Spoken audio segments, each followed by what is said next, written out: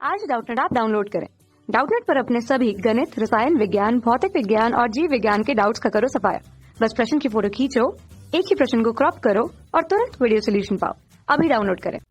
किसी बिंब का वास्तविक तथा समान साइज का यानी कि हमको यहाँ पर आकार दिया हुआ है, समान आकार का प्रतिबिंब प्राप्त करने के लिए बिंब को उत्तल लेंस के सामने कहाँ पर रखें।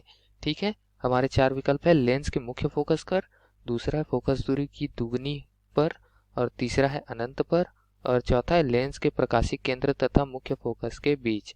ठीक है दोस्तों, तो इन सभी जो विकल्प दिए हैं उन सभी की परिकल्पना करने के लिए हमको एक चित्र बनाना पड़ेगा और चित्र के लिए हमको उपयोग करना पड़ेगा एक उत्तल लेंस का। ठीक है, उत्तल लेंस का चित्र हमको बनाना पड़ेगा।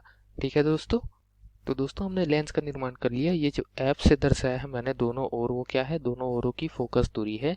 दो ऐप से दर्शाया है वो वक्रता त्रिज्या हो जाएगी। ठीक है, और हम क्या जानते हैं कि यहाँ कहीं पर, मैं समझाने के लिए एक रफ डायग्राम बना देता हूँ इसी में।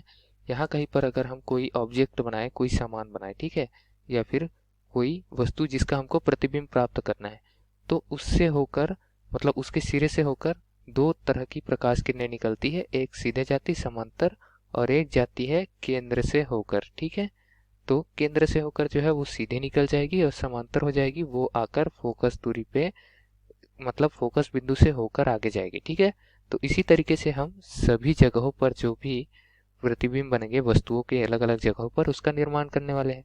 तो पहला क्या है, लेंस के मुख्य फोकस पर, तो हम उसकी परिकल्पना कर लेते हैं। हम एक ऑब्जेक्ट यहाँ पर तैयार कर लेते हैं। ठीक है, कोई वस्तु यहाँ पर रख देते हैं, कहाँ पर, लेंस के फोकस पर। ये पहला स्थिति। ठीक है दोस्तों, अब पहला स्थिति में यहाँ पर मैंने वस्तु रख दी, तो वस्तु से जैसा कि मैंने बताया था दो प्रकार की प्रकाश किरणें निकलेगी। एक प्रकाश किरण जाएगी समांतर लेंस पर, और समांतर जाने के पश्चात कहाँ से जाएगी, ये होकर जाएगी फोकस से।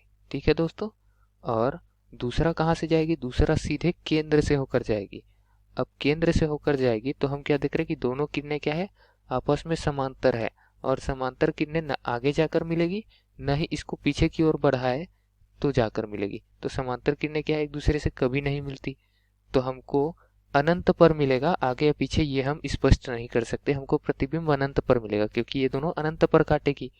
तो प्रतिबिंब कहाँ पर मिलेगा, जो प्रतिबिंब है वो हमको समान साइज का चाहिए था, वो तो प्राप्त नहीं हो पाएगा। वास्तविक चाहिए था, वास्तविक भी नहीं मिल पाएगा। प्रतिबिंब कहाँ पर मिलेगा वो हम बता सकते, वास्तविक या फिर साइज समान वो नहीं बता सकते। प्रतिबिंब मिलेगा अनंत पर। ठीक है, तो ये विकल्प हमारा गलत हो गया। ठीक है दोस्तों, अब हम दूसरा स्थिति देखते हैं। पहली स्थिति को हम यहाँ से मिटा देते हैं। दूसरी स्थिति में हमको क्या बोला है, फोकस दूरी की दुगनी दूरी पर। अब जितने भी समान है हम उसको इस जगह पर रख रहे हैं और दूसरे पक्ष पर हमको प्रतिबिंब प्राप्त करना है। तो हम दूसरी स्थिति की परिकल्पना करते हैं। दूसरे विकल्प के अनुसार हमको 2f पर, यानी कि फोकस दूरी के दुगनी जगह पर वस्तु को रखना है। तो हमने यहाँ पर वस्तु रख दी है। अब जैसे मैंने पहले बताया था उसी तरीके से इसमें भी दो प्रकाश पुंज निकलेगी, एक जाएगी समांतर और जाकर फोकस केंद्र से होते हुए आगे बढ़ेगी। ठीक है दोस्तों, कुछ इस तरीके से समझ सकते हैं। और दूसरा जाएगी सीधे सीधे वक्रता केंद्र से होते हुए आगे की ओर। ठीक है, कुछ इस तरीके से उसको समझ सकते हैं। अब ये दोनों प्रकाश किरणें एक दूसरे को कहाँ पर काटेगी, जहाँ काटेगी वहीं से अगर मैं बना दूं तो उस वस्तु का प्रतिबिंब प्राप्त होगा कुछ इस तरीके से। ठीक है दोस्तों, तो 2f पर बन रहा है, और आकार देखेंगे तो आकार भी क्या है, समान आकार का बन रहा है, और वस्तु क्या है 2f से था और 2f पर ही बन रहा है। त्रिकोणमिति के अनुसार क्या हो जाएगा, समान हो जाएगा वस्तु की आकृति। और प्रतिबिंब क्या है, वास्तविक है, क्योंकि ये प्रकाश किरणें वास्तव में काट रही है एक दूसरे को। इसको हमने पीछे नहीं किया हुआ है काटने के लिए, पीछे करने से ये एक दूसरे से और दूर होगी। ठीक है, सामने करने से ही काट रही, तो ये क्या है, वास्तविक भी है। पहली बात तो ये है वास्तविक, और दूसरी बात क्या है, समान साइज का, यानी कि आकार जो है वो समान है। तो इस तरीके से फोकस दूरी दुगनी करने पर क्या हो जाएगा, वास्तविक और समान साइज का प्रतिबिंब बनेगा। तो दूसरा विकल्प हमारा सही है।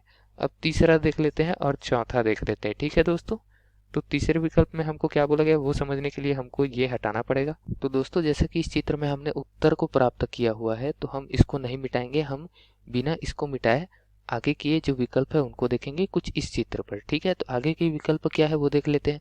पहला है अनंत पर। अनंत से क्या अभिप्राय है कि ये इसकी अधिकतम जो माप सीमा है उससे आगे चले जाए। अधिकतम माप सीमा क्या है? फोकस की दुगनी दूरी, यानी कि वक्रता केंद्र जो होती है लेंस की, वो उससे आगे अगर वस्तु रख दे तो वो अनंत पर मानी जाती है। ठीक है, तो अनंत पर वस्तु रखने के लिए मैं मान लेता हूँ यहाँ पर मैंने रखी हुई है वस्तु। ठीक है, और वही वस्तु से दो प्रकार की प्रकाश किरणें निकलेगी, जैसे कि निकलती है हर बार हमने निकाला हुआ है प्रकाश किरणें। पहली प्रकाश किरणें समांतर आएगी और समांतर आने के पश्चात फोकस पर होके आगे गुजर जाएगी। ठीक है, ये तो हर दशा पर होगा, हर स्थिति पर होगा। दूसरी प्रकाश किरण पर निर्भर करता है कि प्रतिबिंब कहाँ बनेगा। तो दूसरी प्रकाश किरण पर हम देख रहे हैं कि जो प्रतिबिंब है वो फोकस और फोकस की दुगनी दूरी यानी कि वक्रता केंद्र उनके बीच बनेगी। अगर ये वस्तु यहाँ पर रखी, अगर वस्तु यहाँ पर रखती तो प्रकाश किरण जो समांतर आएगी वो यहीं पर आके टकरा के फोकस से होते हुए यही निकल जाएगी और दूसरी किरण होकर आएगी यहाँ से, इस वक्रता केंद्र से होकर आगे बढ़ेगी। तो इस स्थिति में भी मतलब अनंत में मैं कहीं भी रख दूं, जो प्रतिबिंब है वो हमेशा मेरा बनेगा फोकस और 2f और 2f के बीच में। ठीक है दोस्तों, तो फोकस और वक्रता केंद्र के बीच में बनेगा मेरा जो प्रतिबिंब है वो अनंत पर रखने से। ठीक, अब अनंत पर हम देख सकते कि वस्तु जो है वो वास्तविक तो है, प्रतिबिंब, वस्तु का प्रतिबिंब वास्तविक है क्योंकि वास्तव में काट रही है, लेकिन आकार छोटा है दोस्तों। तो हम ये विकल्प सही नहीं मान सकते, ये विकल्प हमारा गलत हो गया। चौथा विकल्प, लेंस के प्रकाशिक केंद्र तथा मुख्य फोकस के बीच। तो प्रकाशिक केंद्र क्या होता है वो भी देख लेते हैं। इसको गलत करने से पहले मैं परिकल्पना करता हूँ वस्तु की प्रकाशिक केंद्र और मुख्य फोकस के बीच रखने की। ठीक है, तो कुछ इस जगह पर रख सकते हैं उसको। ठीक है, मुख्य फोकस क्या है? जहां पर मैंने F लिखा हुआ है। और केंद्र क्या होता है किसी लेंस का? ये O से मैंने जिसको प्रदर्शित किया जिस बिंदु को, वो बिंदु। ठीक है दोस्तों, O से मैंने यहाँ पर उसको प्रदर्शित कर दिया हुआ है। ठीक, अब यहाँ अगर मैं वस्तु रखता हूँ तो हर बार की तरह इसमें से दो प्रकाश किरणें निकलेगी। एक जाएगी समांतर और समांतर होने के बाद ये जाएगी फोकस दूरी से होते हुए आगे की ओर।